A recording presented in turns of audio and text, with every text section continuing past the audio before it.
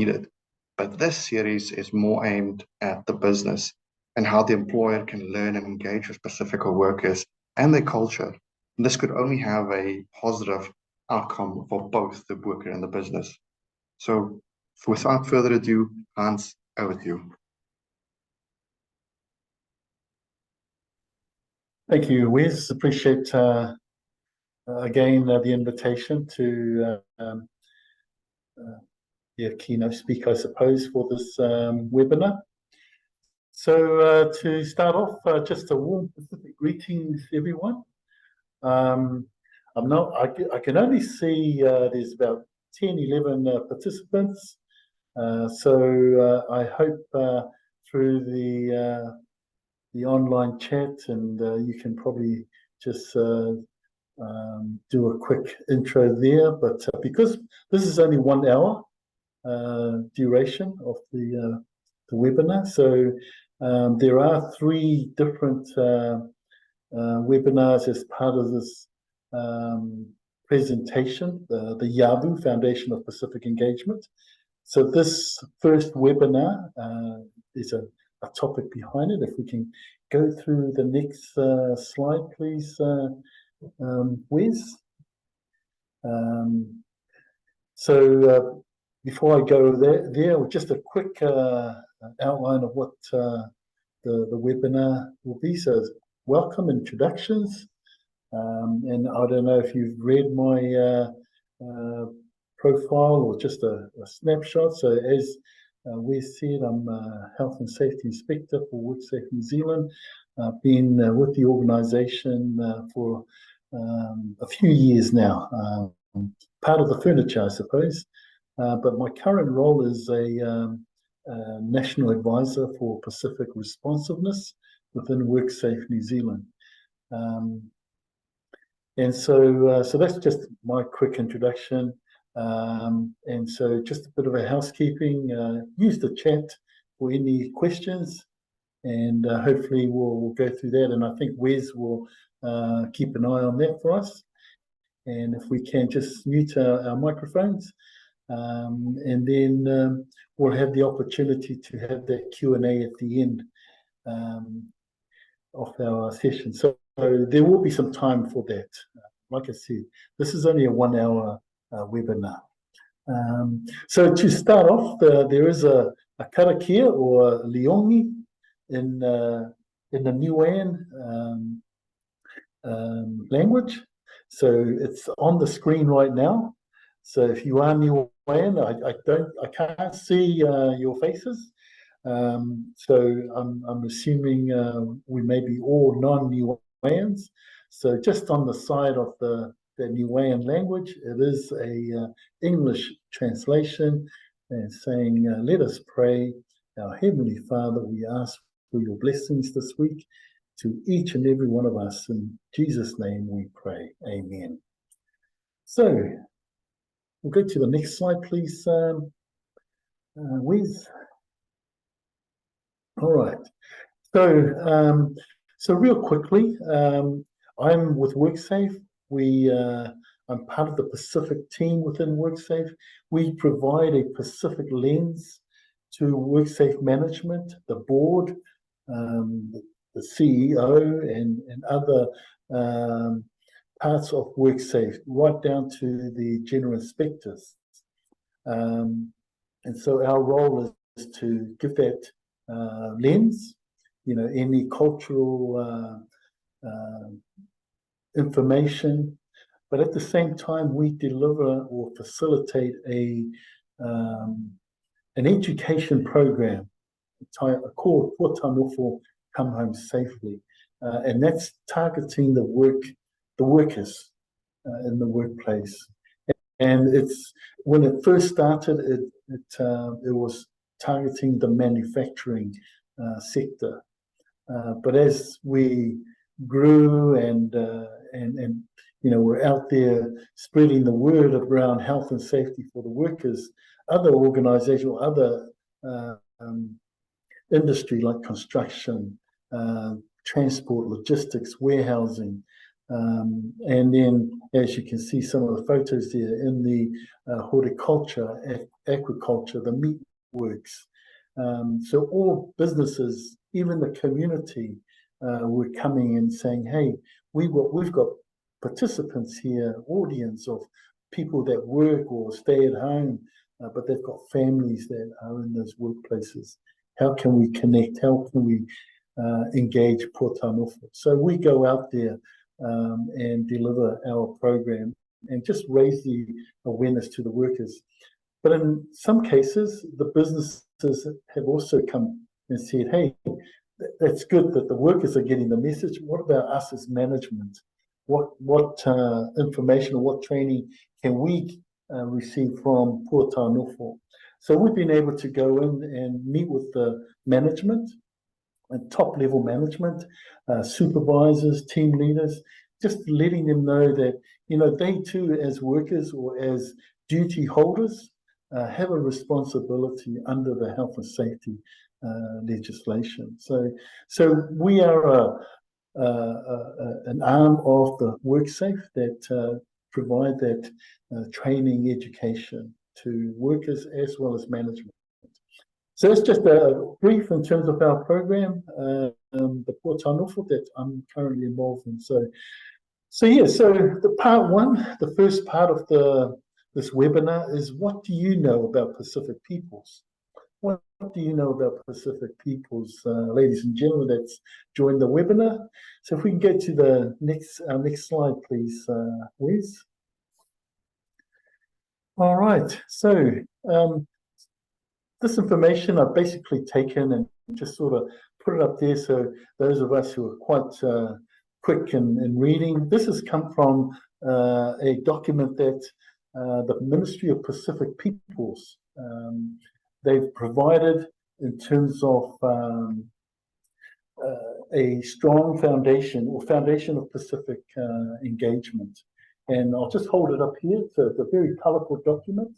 You can actually go onto their website and view the online document of, it's titled Yavu, Y-A-V-U. It's a Fijian word, but basically it's document to assist government departments as well as businesses and external organization around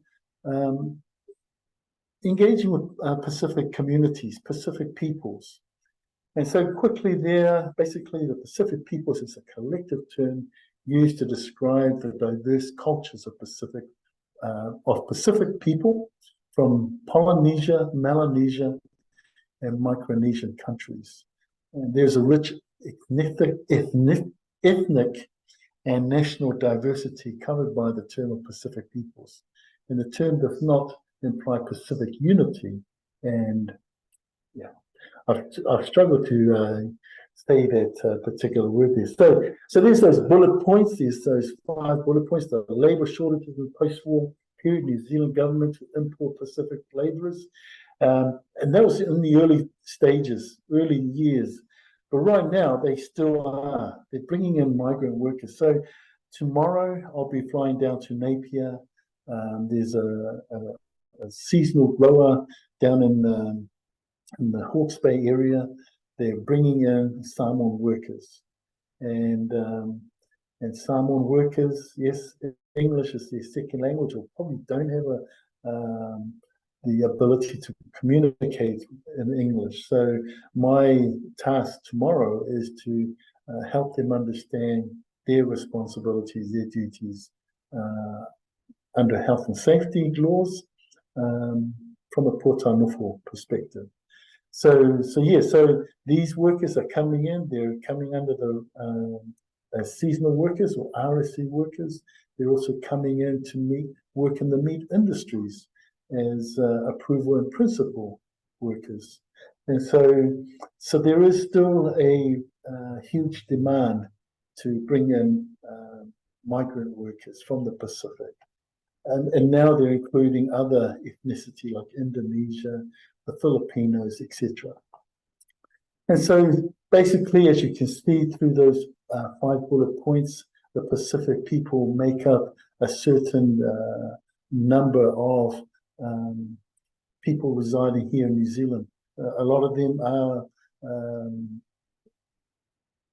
born in the islands, have come here in the early 1970s, and you know, a lot of their children have married in New Zealand, and a lot of them are New Zealand born now, and so, but they still classify themselves as Pacific peoples. So yeah, so we make up a small number of workers in the workplace, but from WorkSafe and from ACC, Pacific People workers make up a second highest percentage of injuries within the workplace. So yeah, so that's where our program, the Portanofa, is trying to help those workers understand and keep themselves safe. We'll go to the next slide, please, Riz. All right, so here's this slide. Here's just to give you some contents around some data in terms of, on your top left-hand side, the Pacific NCEA Level 2 qualifications. So Pacific learners, we only make up about 16%.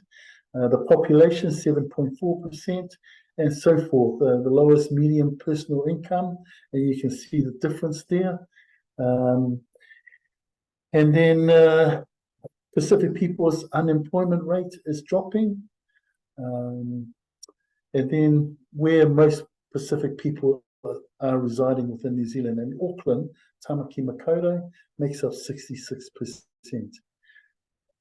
However, in saying that, as I've journeyed around the country in the South Island, a lot of the migration of Pacific people are going into those other areas because of work.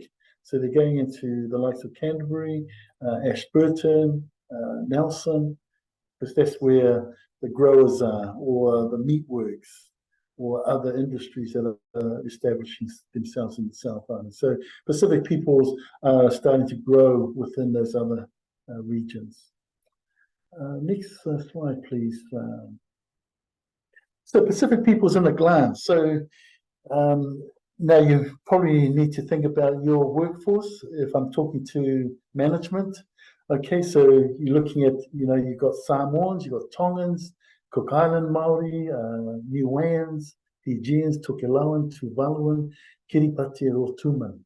So that roughly 9 Pacific nations that are amongst us here in New Zealand. So there's a certain percentage, but the highest percentage is Samoans. I'm Samoan, so I'm surprised that, yeah, there's a lot of Samoans here.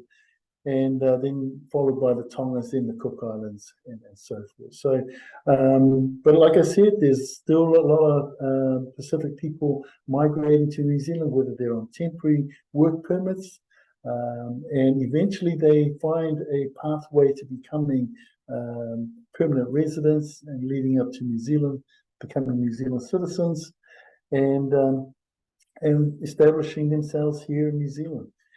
Now, also part of acknowledging the Pacific peoples, we celebrate languages. So there's 9 different languages that, as you can see there, and in the Ministry of Pacific Peoples website, you'll find that we celebrate the languages. And so if you are looking at saying, hey, I want to engage with my Pacific workforce, maybe the first part or the first area to start off is to learn the language, perhaps, or celebrate the languages within your work areas.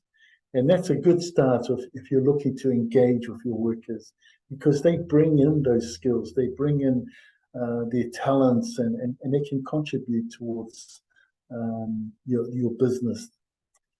Okay, if we go to our next slide, please. Yes. Now, Pacific cultures. Now,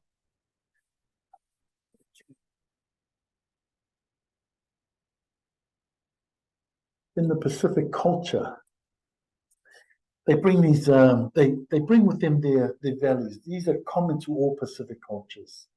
And now I'm not I don't know how many of you have traveled to the Pacific Islands for your holidays, or you've got family connections, and whenever you go over to the islands, and like myself, I'm Samoan. I go back to the islands every year.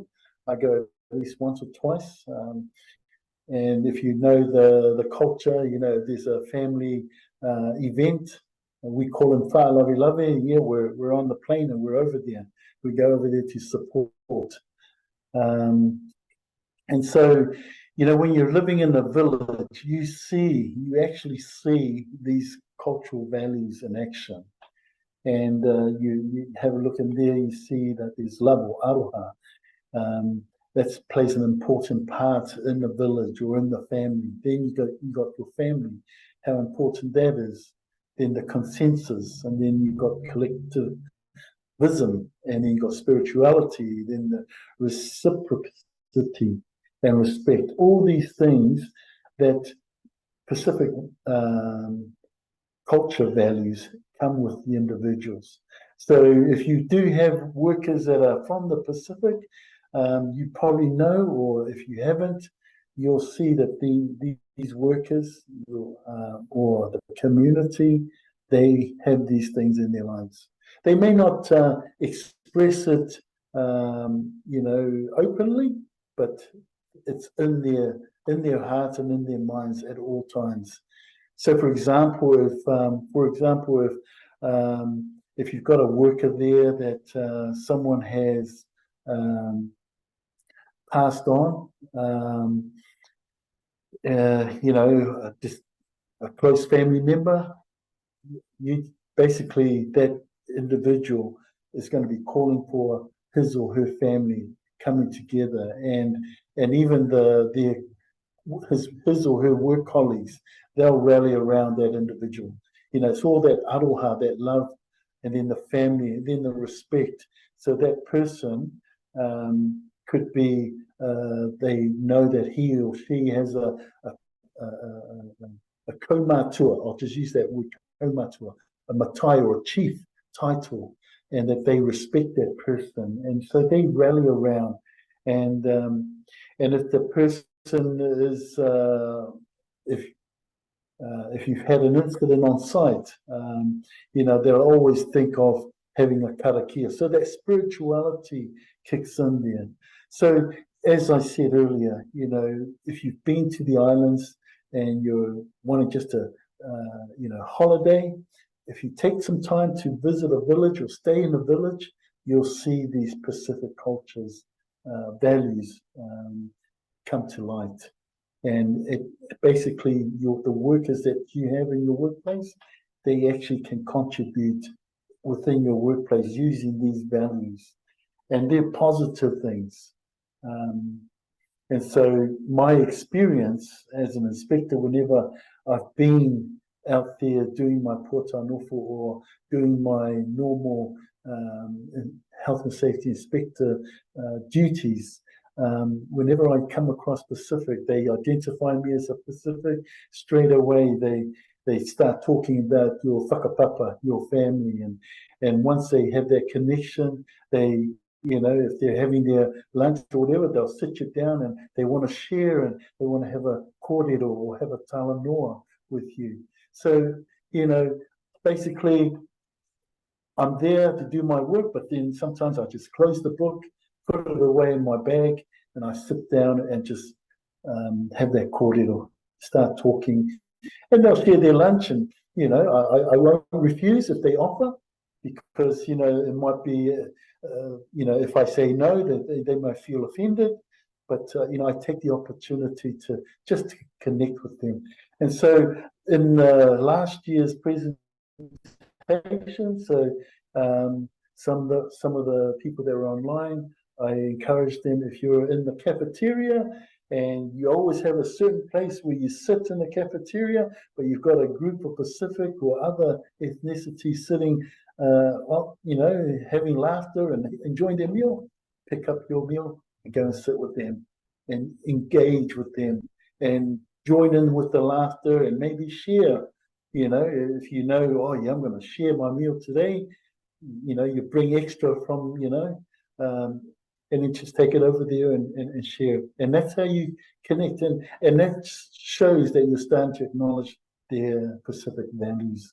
So these are just some of the things that that can also assist us, getting to know our Pacific people, especially if they're in the workplace. Next slide, please. Yes. All right. Now, I'm not sure with you might be able to jump in here. So whether we were able to get this YouTube video going, but if not, it is available. You can make a note and you can go on YouTube and have a look at this. This is the Vanuatu story over in Australia and how the Pacific cultural values came into play within these migrant workers, seasonal workers that were in a certain part of Australia, isolated from their islands or the community, but they were able to come together and support the local Australian community. And it was a wonderful experience. So if you have an opportunity, I don't know, Wiz, are we able to show the clip? No? If you give me, you can carry on. I'll see if I can quickly bring it up in the next 2 minutes. If you give me just a chance, I'll quickly find it. Okay, thank you. So basically, these 3 bullet points here, in terms of Pacific cultural values, consider what is important for Pacific. Consider what is important. So if you've got a group of workers, as I mentioned, who are Pacifica, first thing on there that they would consider important is, their family always. And then second would be their culture, or could be their religion and their culture, and then their community, their village that they belong to or they come from, that they represent. And that's what they consider. And they also consider their employment, because for them, this is their livelihood, going to work, gaining financial support for their families here in Aotearoa or wherever they reside, and also for their families back in the village. And when the phone call comes, oh yes, so-and-so's getting married or someone's passed back in the islands, they come together. They come together, the Pacific family or community here in Aotearoa. Number 6, the second bullet point there, who, what, and where is important. And so, the Pacific culture of these workers, it's basically those are the why questions, who, what, and where is important in terms of their where they reside, and that's the connection to this video, this YouTube video that hopefully Wes can put up, and what values are important. So again, as I mentioned earlier, the Pacific cultural values that love, aroha, spirituality, and so forth. So it looks like we've slowly. It might be a bit of a slow. Yeah, I'm just trying. I see. I just want to make sure it works, guys. So just make sure. Tell me if you can hear anything.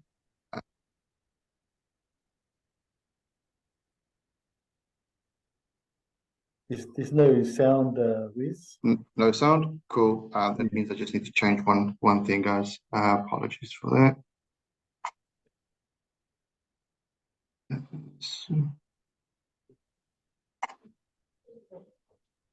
So the background to the story is these workers, seasonal workers.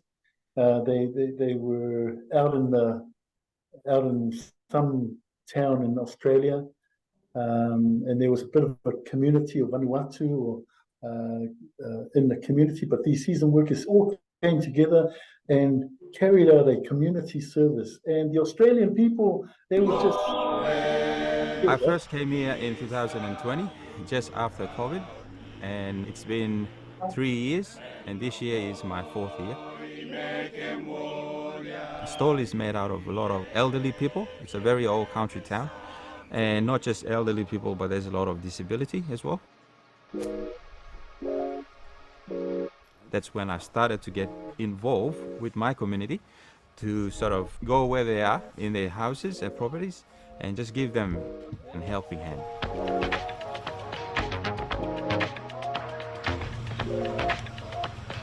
So originally when I first came here, we were a group of 13, and then at this stage we are 9, still working here in store. We've just received another 19 altogether, the new recruitment from Vanuatu. The community has grown recently, and that really sort of gives a positive vibe for our group as well. All right, we are here. So today we are going to another property, and so the owners of a property are retired. Whatever's in there, you can keep and eat. He's just rooting out every plant that's here to pick the beans, so we can have him later for dinner.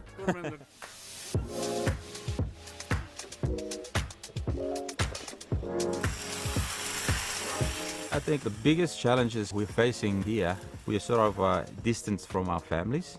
I know some of the boys since the COVID, they actually haven't had a proper funeral for some of their parents, and that's really sad for them.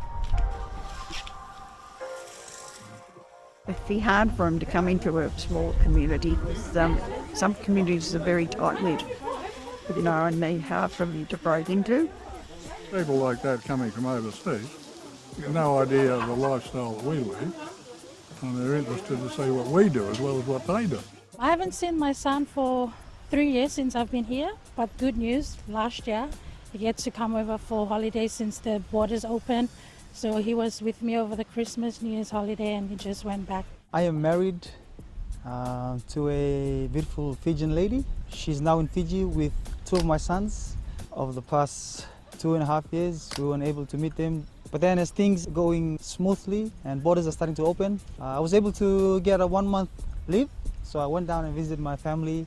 I have within the new recruit workers that have just arrived, there's a very special person in that group. Her name is Ili. She's one of the first disability in the Vanuatu recruitment here through that program. To me, I want to experience new things and make something different, especially for the people living with disability back in Vanuatu. I have a son. He's 80 years old. I'm also a para-athlete for Vanuatu. I'm doing track and field, doing seated shot put and javelin and discus. I also represent Vanuatu at the Premium Commonwealth. It was a good experience, and I'm really proud of representing my country and showing people living with disability back in Vanuatu that being a person with disability, you can also take part in sports. The work being done by the participants, fantastic.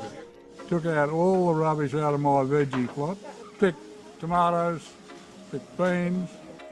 Our group here is through the seasonal working scheme. It's a long term where we go as far as 3 years. It's now called PALM, which is Pacific Australian Labour Mobility. And they've just extended another year on top of that, so that's 4 years now for the new ones coming through the program. People here are so welcoming of us. We are practically very well known here in the community. When someone sees us, they go, "Oh, you're from Vanuatu. You guys are famous on Facebook, what you are doing." And that, I would say, is credit to those who have been here before us.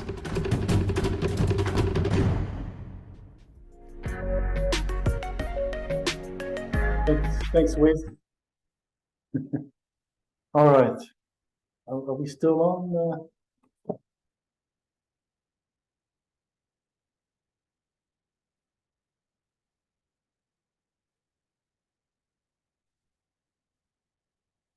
Are we all good, Wes? Here we go. All right. So as you can see on that YouTube clip, ladies and gentlemen, that even though that these seasonal workers were there for a purpose of picking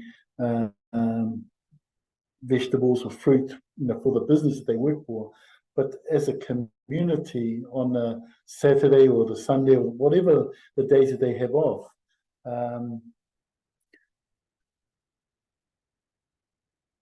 Okay.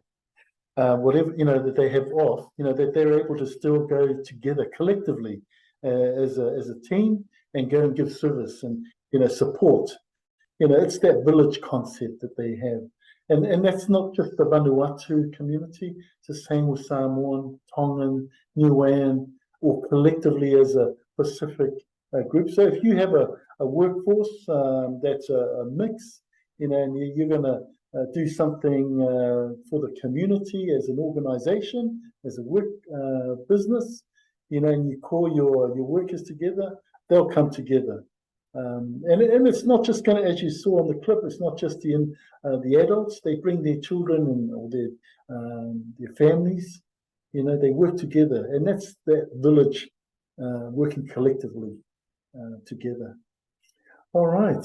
So when we go to and basically, because, like I said, this is only an hour session, but getting to know your Pacific, people. Who are the Pacific peoples? And what can they do to contribute to our workplaces, your workplaces? And so, they do come with their skills, their talents, and they're very loyal. And I'm sure you've had some experiences working with your Pacific workforce. So, but yes, this is just a start. Work, and perhaps to start planting the seed in your minds and saying, what can I do to start to get to know my Pacific workforce? Or it could be whatever ethnicity that they represent or they come from. So open for, I don't know if there's any Q&A in the chat. So far, nothing, but I'll be opening up the lines now. So everybody will be able to have an opportunity to ask any relevant questions or comment. So please just unmute yourself and then ask a question away. You'll be noticing that you'll have that functionality as I go through the list.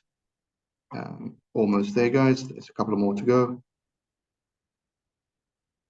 One quick thing I want to just confirm with you, Hans, is that the document that you showed us in the beginning, is that also available from the Ministry for Pacific Peoples? Yes, it is. It's titled Yavu Foundation of Pacific Engagement. So you can go online and view the soft copy on there. And yeah, it's readily available. When they launched it back in, I think it was 20. I can't recall the date it was launched, but yeah, so it's really available. It was designed for internal government agencies, government departments to use as a guide to how they can connect or engage with the community outside of government, but it's open for non-government businesses. If you've got businesses overseas in the Pacific, how can you engage with them? If you're importing coconuts or produce or whatever from overseas, you can use this engagement to establish those foundations. Excellent, thank you. Because I shared the link in the message, guys. So if you want to make use of it, it's there for you.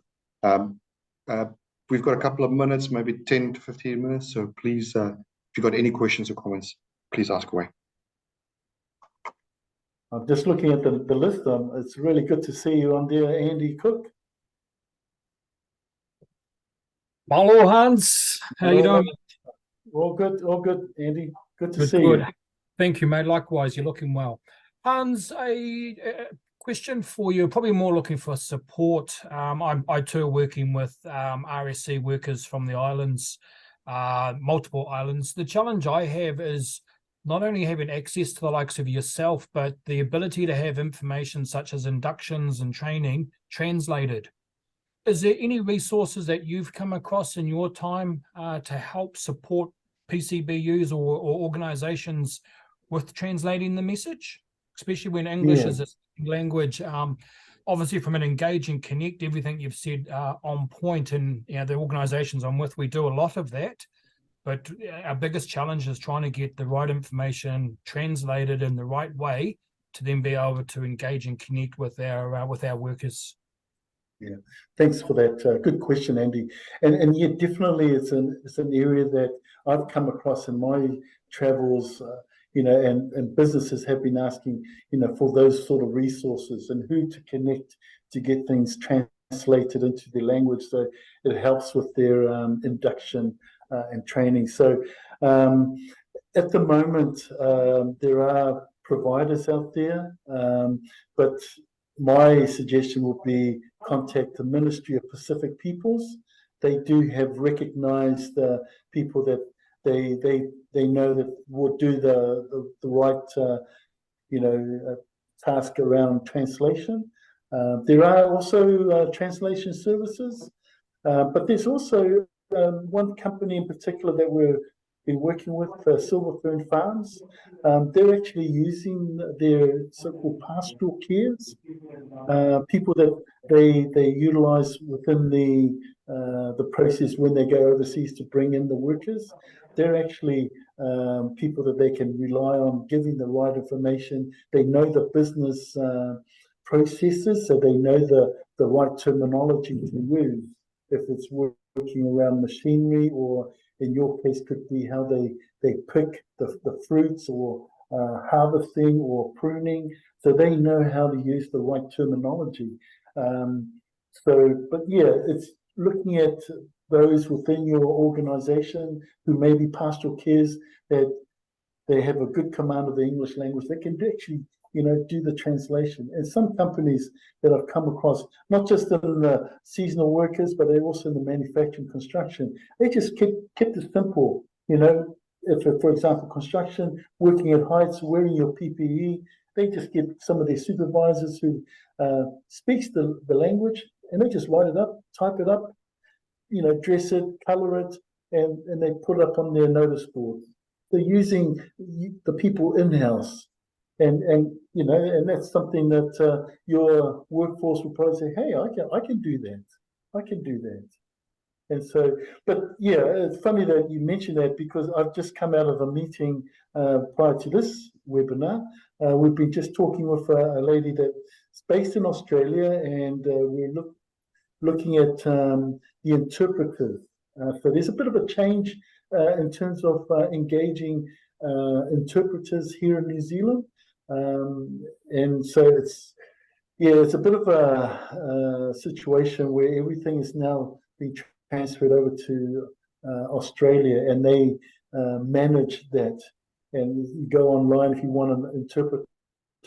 It's got to go through the process, and then it comes back to someone that's approved, qualified, registered within New Zealand, and they become the person that will do an interpretation if you're doing an interview or whatever. But yeah, in terms of getting things translated, my suggestion, Ministry of Pacific Peoples, or utilize your resources, your own workforce, people that can speak the language and get things translated. Hopefully that helps you there, Andy. Yeah, no, it definitely does. Thank you, Hans. Really appreciate that, bro. I think you're right saying that, Hans. Utilizing some of the people that really know the language, that's already working for the organization. I think that's key. Getting them involved, getting them engaged, getting to understand as well, and they'll be able to help. Yeah.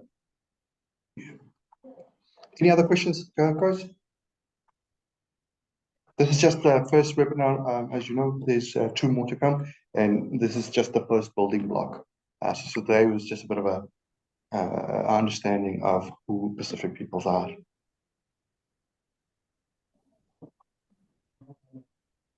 So the second webinar, I think it's next week. Would that be right, Wes? That is correct. Yeah. Bella, do you have a comment or a question? Yes, hi, kia ora. I work for Vitae, which is a EAP service. So we offer counselling for employers of our customers. I think not necessarily a question, but more so hoping for, well, yeah, I guess a question, some guidance. There is a bit of a stigma, I guess you could say, with our people about, you know, speaking up about mental health and what they're going through and kind of just taking it on. And I know that more specifically with my culture, being from the Cook Islands and being Samoan, that we kind of have that mentality that it can always get worse, and so we just kind of power through it. I've noticed a lot with my clients that it's very rare to have someone that is Pasifika, and so I want to see if there's anything that we can do with our customers to help promote it maybe in a different way to our Pasifika people, and so that it's a little bit less, I guess, tapu and more welcoming, and that they feel comfortable discussing what's going on. And just wondering if you have any tips and tricks for that. Yeah. Now, kia ora, Bella, thank you for that. Unfortunately, my manager, he wasn't able to join us today, but he is going to look at joining next week or the week after. He comes from, prior to him joining WorkSafe, he came from Leva, and he has a mental health background experience in working with people with you know, psychosocial situations. So I'm hoping that he'll join us in either next week or the week after. And just to sort of give some insight, so if he was here, he'll be able to give some answer or some feedback on that one, Bella, in terms of how, you know, we can get our Pacific people be more open. And that's also, again, what I'm finding as I go out into the workplace and delivering our pōtā nofo.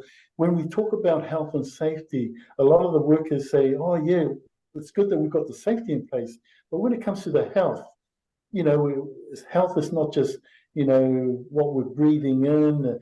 They actually made a point, you know, what's going up in our minds, you know, what, you know, things in home or the pressures of work and working night shift, you know, especially our seasonal workers that are coming from overseas, coming here, and then they've been told to work night shift, and they're going, oh, the night shift, I don't work night shift, I go to sleep. But, you know, they're put in that sort of position. So it's all that sort of thing that's happening in there, going through their heads, and how can they manage it and have a balance. So yeah, and that's what we're trying to look at, some of the resources. And so Leva is one of those providers out there, Bella. I don't know if you tapped into their resources, but that's, like I said, my manager came from Leva. He has that the mental health background. WorkSafe is also looking at developing some resources and support around that, because we're seeing that a lot in the manufacturing and construction work, and also in the milking dairy industry, where, you know, people, when you're talking about suicide, etc., and so we're you know, looking into what support can WorkSafe provide. But from a Pacific perspective, you know, sometimes we have to go back to the village, you know, getting the village involved, maybe it's the family, talking about, you know, being open about what's happening in their lives. So, but yeah, but good question. But yeah, we can definitely find out a bit more, Bella, and we'll get back to the group. Okay. Bella, if you're happy, if you consent, would you be okay with me sharing your details with Hans and Apollo? Yeah, definitely. Cheers.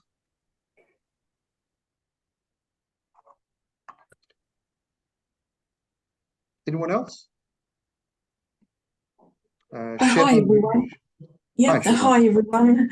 Hi, thank you. I'm the health, safety and wellness business partner, and I'm currently working for Hapaitea, which is the support or shared services workforce development council for the Ohu Mahi Workforce Development Council. So we have 6 workforce development councils that have a particular focus on Pasifika, Maori, and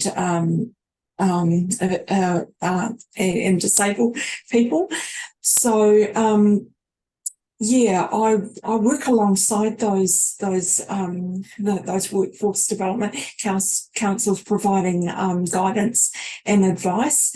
And one of my colleagues we attended a Tupo mental health first aid training workshop in June last year, and we are literally a week out from delivering our first workshop. There have been a few concerns raised about how culturally appropriate this training is, and we have tried to incorporate the different cultures' needs into that training so that people are not threatened or don't feel threatened. That has actually been quite a challenge, but you know, we want to use these workshops as a learning opportunity, and to reach out to all of our staff members, and we number approximately 400 across Aotearoa. So yeah, listening to this has been very enlightening, and yeah, I'm keen to learn more about how we can support our Pasifika staff, and yeah, make a difference. Thanks. Yeah. Thank you, Sherilyn, for that observation. And like I said, you know, whenever you're gathering, and I can hear what you're saying, you know, there's the dynamics around. You know, when you're trying to run these workshops with a very sensitive message, you know, but you know, it's bringing, it's like you've got a diverse culture. Like, say for example, tomorrow I'm going to a group of Samoan workers. They're new to New Zealand. They're coming in for a seasonal work, and so our pōtano talking about health and safety.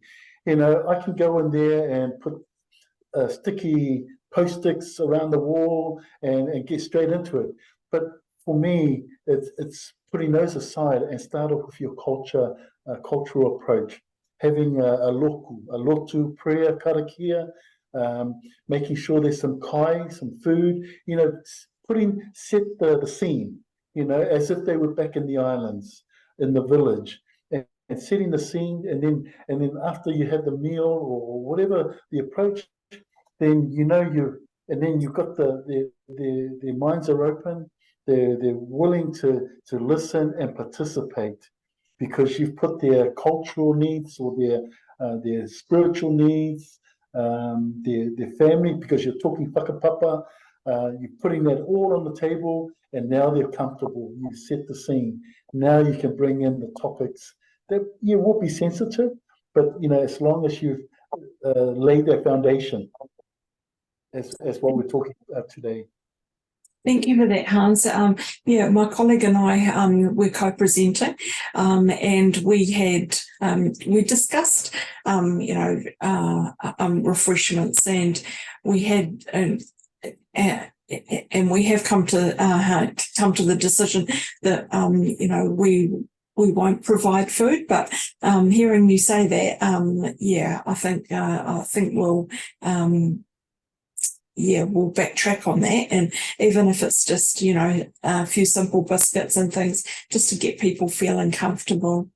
Yeah, and I'll share you my experience, Cheryl. And you know, we had this workshop over in New Plymouth, a Meatworks, big company, you know, and we had a discussion with management.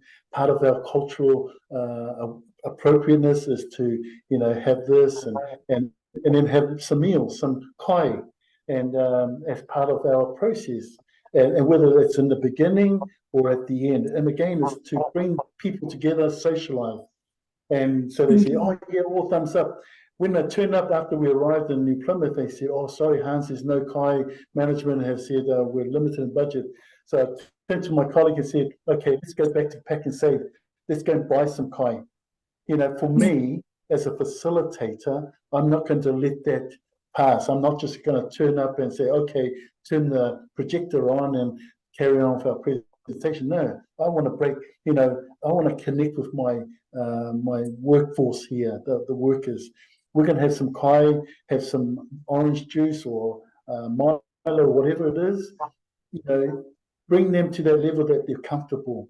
They know you, and it did. And we had a bit of laugh and a bit of cordial. And then after that, they all sat down and we were all ready to go. You have their attention. And so again, sometimes, for me, being with WorkSafe or Department of Labour for many years now, I've learned that, if you really want to engage your workers or the business, hey, make sure that they know that you are a Samoan or a Tongan, and this is what we do, and it'll break the ice, and then everything just flows. So again, I'm not saying, you go and, from your own finances and do that, but hey, if you're able to find some support for getting some kai, some biscuits, or, that's, if that's all it is, then hey, you're setting the scene there, Sherilyn.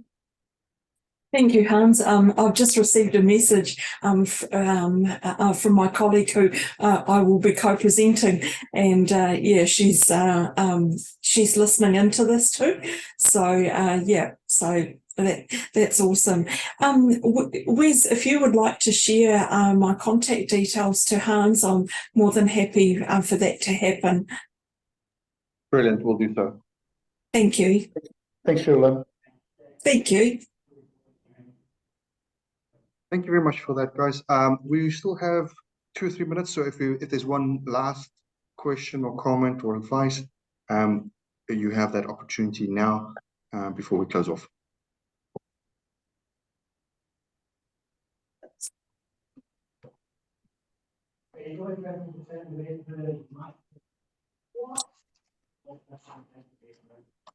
Okay, seems like everybody is, it's quite a lot of information to take on board, but Hans, I felt this time around it was really, no disrespect, the previous series was brilliant, and this one seems to be going just as well.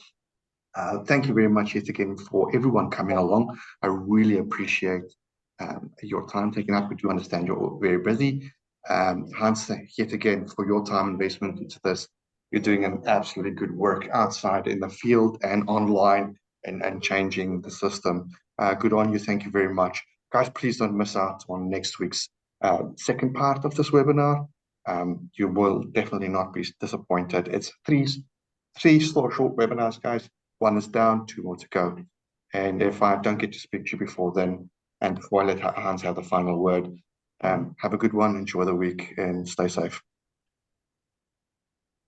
Thank you, Wes. Really appreciate it. And thank you, everyone, for joining. So next week is all about, I'll just turn to the topic here. What is Yavu? So what is the foundation of a strong or a good engagement with our Pacific? So it's going into a bit more details of what can you do to create that Yavu, the foundation of strong engagement with your workforce. So looking forward to it, and have a safe and enjoy the rest of your week. Thank you, everyone. Brilliant. See you guys.